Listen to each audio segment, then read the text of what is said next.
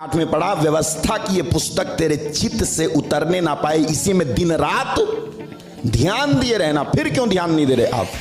परमेश्वर के वचन पर ध्यान नहीं देने का नतीजा है दुख, बीमारी, गरीबी। ईश्वर के वचन पर ध्यान नहीं देने का नतीजा होगा नरक।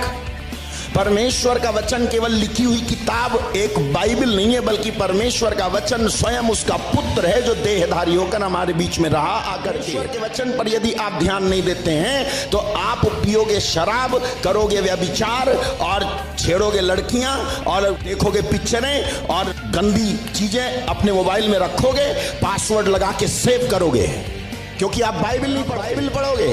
आप कहते जरूर हो कि हमको बाइबल पर विश्वास है, हमें वचन पर विश्वास है, लेकिन अगर सच में विश्वास है तो विश्वास ऐसे नहीं होता है कि मैं कहूं कि मुझे विश्वास है, बल्कि मैं करके भी दिखाऊं कि मुझे विश्वास है, मैं कर्मों में भी करके दिखाऊं कि मुझे विश्वास है, मैं छोड़ के दिखाऊं कि मुझे विश्वास है, मैं जी के दिखाऊं वचन को कि मुझे विश्वास है। क्योंकि यीशु मसीह ने कहा, प्रभु प्रभु कहने वाले सब के सब स्वर्ग में प्रवेश नहीं करेंगे, बल्कि जो मेरे पिता की इच्छा पर चलता है वही स्वर्ग में प्रवेश करेगा। तो ऐसे कहने से विश्वास नहीं होता है। बताओ मुझे, मूसा और नबियों की पुस्तकों को क्या कहा जाता है आज के इस जमाने में? बाइबल।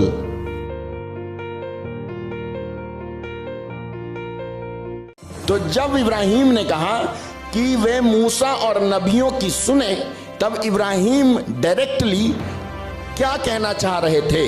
अगर यह घटना 2022 में घटित हुई होती तो वो कहते कि वो जो है बाइबल जो है ना उनके पास, उसको पढ़ें। सीधे सीधे इब्राहिम कह रहे थे कि वो जो बाइबल है ना उनके पास, जिसको मूसा ने लिखा, जिसको नबियों ने लिखा, उसको पढ़ें और उसका जो प्रचार किया जा रहा है उसको सुने। तब क्या बोला वो आदमी जो नरक में, वो क्या बोला? वो कहां सुनते हैं। मैं एक और चीज जोड़ता हूं, क्योंकि ये भी नहीं सुनता था। वो कहता है वो कहां सुनते हैं, वो इस आधार पे कहता है कि वो कहां सुनते हैं, क्योंकि जब मैं उनके साथ था तो मैं भी उनके जैसा ही था, मैं भी नहीं सुनता था। काश मैंने सुना होता, काश मैंने पढ़ा होता, काश मैंने मूसा और नबियों की पुस्तकों को सुना होता। इसका मतलब यह है कि ये जो अमीर है, ये अमीर वचन को जानने वाला शायद आज के जैसा कोई ईसाई उस समय का यहूदी था। हालेलुया। आज के जैसा कोई ईसाई और उस समय का ये यहूदी था, इसको मालूम था। इब्रानी 2:1। इस कारण चाहिए, इस कारण चाहिए, किस कारण चाहिए? क्या बताया मैंने अभी?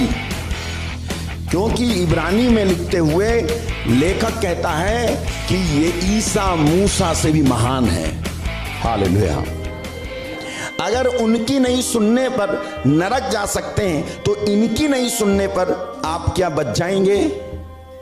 मैं बच जाऊंगा। अगर इस समय आप वचन नहीं पढ़ोगे और वचन के अनुसार जिंदगी नहीं जियोगे और दोगलापन अपने जीवन में रखे रहोगे और वचन के अनुसार कुछ नहीं करोगे, बाइबल रखिए, आ गए हाथ हिलाते हिलाते चर्च बिना बाइबल के, हैं? तुम्हारी पासबुक मत पढ़ा करो, फिर दूसरी किताबें भी मत पढ़ा करो, फिर दूसरी चीज मत पढ़ा करो, फिर अगर बाइबल नहीं पढ़ते तो मत पढ़ा करो किताबें। दूसरी किताबें पढ़ के लोगों की आंखों पे चश्मा लग गया, लेकिन मैंने देखा लोगों को बाइबल पढ़ते पढ़ते लोगों की आंखों से चश्मा उतर गया। तेरे सब काम सफल होंगे और तू प्रभावशाली होगा। कैसा होगा? आज लोगों के अंदर लोगों का प्रभाव नहीं है। आज लोग ऐसे नहीं है कि दूसरे को प्रभावित कर सकें, बल्कि आज हम ऐसे हो गए कि हम दूसरी चीजों से प्रभावित हो जाते हैं। घटना घटेगी उससे आप प्रभावित हो जाओगे, कोई चीज कोई कह देगा उससे आप प्रभावित हो जाओगे, कोई कुछ डांट देगा उससे आप प्रभावित हो जाओगे। आज आप दिखते तो हट्टे कट्टे हो, लेकिन मजबूत अंदर से हो नहीं। अगर घर से खबर आ गई दुख भरी तो आप जो है टूट जाते हो, आप जो है शोक में चले जाते हो, आप जो है दुखी दुखी हो जाते हो, आप रोने लगते हो, आपसे बर्दाश्त नहीं होता है। आपके जीवन में जब कोई ट्रेजेडी होती है, आपके जीवन में जब कोई समस्या आती है, जब कर्जे से निकलने की कोशिश करने के बाद भी आप निकल नहीं पाते, जब मुकदमे से आप निकल नहीं पाते, जब अपनी जॉब में आप सेटिस्फाई नहीं हो पाते, जब तुमको संतानें नहीं होती हैं, जब तुम्हारे घर में कोई मारने या मरने पर उतर आता है, जब कोई मर ही जाता है, जब कोई तलाक वाली दशा हो जाती है, जब कोई एक्सीडेंट हो जाता है, आप टूट जाते हो, आपके ऊपर दूसरी बातों का प्रभाव पड़ता है, लेकिन आप किसी चीज को प्रभावित नहीं कर सकते। आप बीमार हो जाते हो तो ठीक नहीं हो पाते हो, डॉक्टर छोड़ देता है और बोल देता है कि तेरे को कैंसर है, तेरे को गठिया है, तेरे को आर्थराइटिस है, तेरे को ब्रेन ट्यूमर है, तेरे को फेफड़े में समस्या, तेरा डायलिसिस होगा। आप शोक में डूब जाते हो, आप प्रभावित हो जाते हो। कभी आपको प्रभावित करना चाहिए था, लेकिन आज आप प्रभावित हो जाते हो। आज लड़के और लड़कियां तैयार नहीं है कि वो अगर असफल हो जाएं तो अपनी जिंदगी आगे हिम्मत के साथ जी सकें। आज लड़के और लड़कियां तैयार नहीं है अगर उनकी मैरिज टूट जाए तो वो आगे कैरी ऑन कर सकें। आज लड़के और लड़कियां तैयार नहीं है कि अगर उनके ऊपर कुछ हो जाए, कुछ विपत्ति, तो वो जी सकें। They are not able to face the reality of this life, they are fearful. वो डरपोक हैं। आज हमारे अंदर डर है, आज हमारे अंदर दुख है, आज हमारे अंदर समस्या है, आज हमारे अंदर प्रॉब्लम्स हैं, आज हमारे घरों में झगड़े हैं। और तो कोई तो पी के घूम रहा है, कोई तो जो मारते मारते घूम रहा है तुमको, कोई तो तुमको छोड़ करके किसी और के पीछे घूम रहा है। तुम अपनी कहानियां मोहल्ले पास पड़ोसियों को सुनाती घूम रहे जैसे कि वो तुम्हारा परमेश्वर हो। चर्च पास में होगा, कई सारी जगहें प्रार्थना की होंगी, वहां तुम नहीं जाओगे। अपना रुपया पैसा या तो सफेद कोट वाले या फिर काले कोट वालों को या फिर खाकी वर्दी वालों को तो जरूर दे दोगे, लेकिन इस परमेश्वर को, परमेश्वर के किसी दास दासी को दे करके ये नहीं कहोगे हमें प्रार्थना में याद रखना। यही सबसे बड़ी दुर्घटना है आज मसीहियों के साथ, यही सबसे बड़ी ट्रेजेडी है मसीहियों के साथ, यही सबसे बड़ा खतरा है मसीहियों के साथ। आज मसीही लोग सो रहे हैं, कंफर्ट जोन में पड़े हैं, सोए पड़े हैं। उनसे पूछो बाइबल में क्या लिखा, उन्हें नहीं मालूम, लेकिन चर्च में अनाउंस कर दिया जाए कि अगले संडे कंपटीशन है, जो जीतेगा उसे 10,000 रुपए का पुरस्कार मिलेगा। बस तुम्हें यूहन्ना का सुसमाचार याद करके आना है। सारे यूहन्ना का सुसमाचार याद करके आएंगे, just to win the competition. केवल कंपटीशन जीतने के लिए बाइबल पढ़ी जाती है, केवल जो है इजराइल का सफर करने के लिए बाइबल पढ़ी जाती है। लोग इजराइल जाकर के सोचते हैं, लोग होली लैंड जाकर के सोचते हैं कि उन्होंने बहुत बड़ा तीर मार लिया है। अबे तूने कभी अपनी बाइबल नहीं पढ़ी, तू होली लैंड जाकर के सोचता है तू प्रभु यीशु से मिलके आ गया।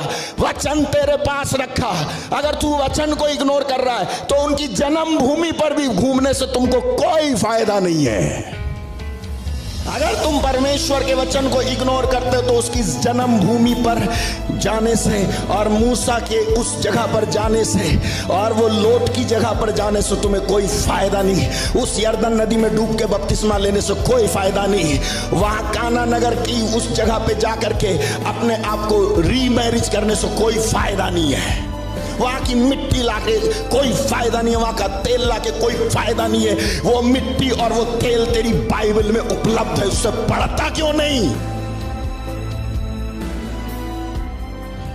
लोग कंफर्ट जोन में हैं, लोग अपने कंफर्ट जोन में सेटल्ड हैं। अच्छी खासी सैलरी मिलती है, अच्छा खासा घर है, घर में एसी लगा हुआ है, पत्नी ठीक ठाक है, बच्चे ठीक ठाक हैं। सब ठीक होने के बाद भी बाइबल नहीं पढ़ते, पढ़े हुए हैं तो परमेश्वर किसी बम को गिरने देगा जिससे कि जब सब कुछ ठीक था और तुम अपने कोमल और मुलायम गद्दे के ऊपर बैठ करके बाइबल नहीं पढ़ सकते थे, अब बम के गिरने पर चकनाचूर सड़कों पर घुटने टेक करके दुआएं करोगे।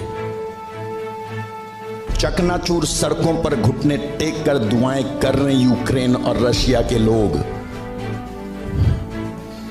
There are Christians facing problems after problems. कब करोगे प्रार्थना? कब पढ़ोगे बाइबल? कब करोगे पाप स्वीकार? कब लौटोगे प्रभु की ओर? कब तक खोए रहोगे टीवी खोल करके, ये न्यूज़ देखते रहोगे और जो है वहां पर बैठ करके टीवी के सामने भविष्यवाणी करते रहोगे? जब कोरोना फैला तब बहुत सारे लोग प्रार्थना नहीं कर रहे थे, बल्कि टीवी पे खबरें देख रहे थे कि कितने मरे कितने मरे कितने मरे। प्रार्थना नहीं कर रहे थे लोग। शेम ऑन सच, शर्म आती है ऐसे लोगों पर जो प्रार्थना करने वाले लोग हैं और जिनको बचा करके परमेश्वर ने रखा। आपको मालूम लूका 13:1 से लेकर के 5 तक क्या लिखा हुआ है? गलीली, उनको पिलातुस ने मरवा करके उनका खून अपने ही पशुओं के खून में मिलवा दिया।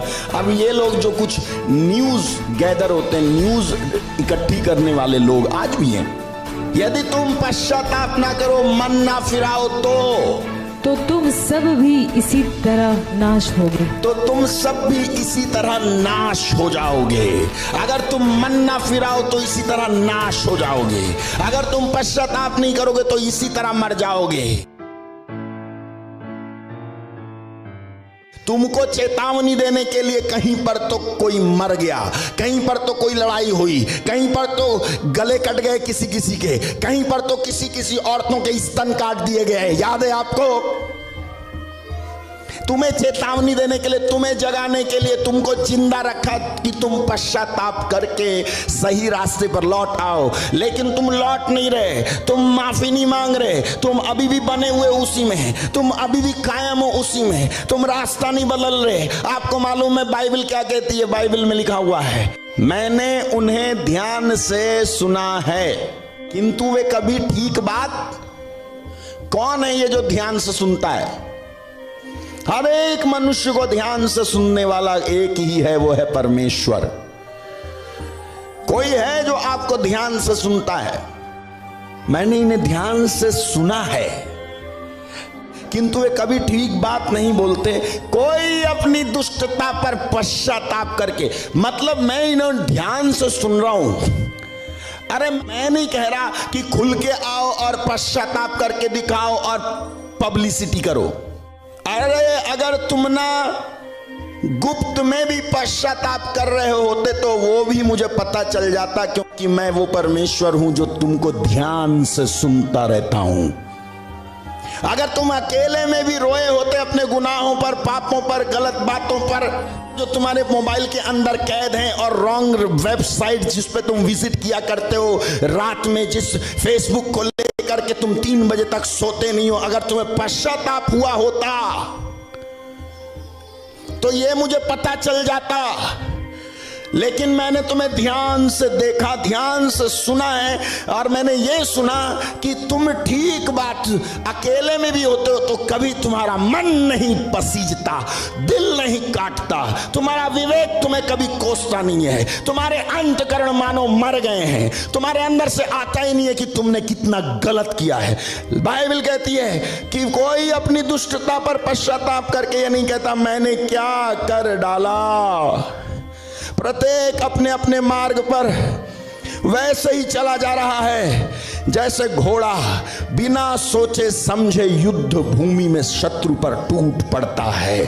ऐसे ही इंसान घोड़े के समान भागा जा रहा है, सोच समझ नहीं रहा, भाग रहा है, सोच समझ नहीं रहा, भाग रहा है, सोच समझ नहीं रहा है, जा रहा है और चुन रहा है, सोच समझ नहीं रहा शादी करूंगा तो इसी से, सोच समझ नहीं रहा घर बनाऊंगा तो इसी जमीन पर, सोच समझ नहीं रहा है बहुत कुछ, लेकिन ये वाला पोर्शन भी चाहिए, ये वाला हिस्सा भी चाहिए, ये वाला फ्रिज भी चाहिए, ये वाला घर भी चाहिए, ये वाला खेत भी मुझे चाहिए, ये वाली कार भी मुझे चाहिए, ये वाली मोटरसाइकिल भी मुझे चाहिए, इसी लड़की से करूंगा, इतना दहेज चाहिए, सोच नहीं रहा।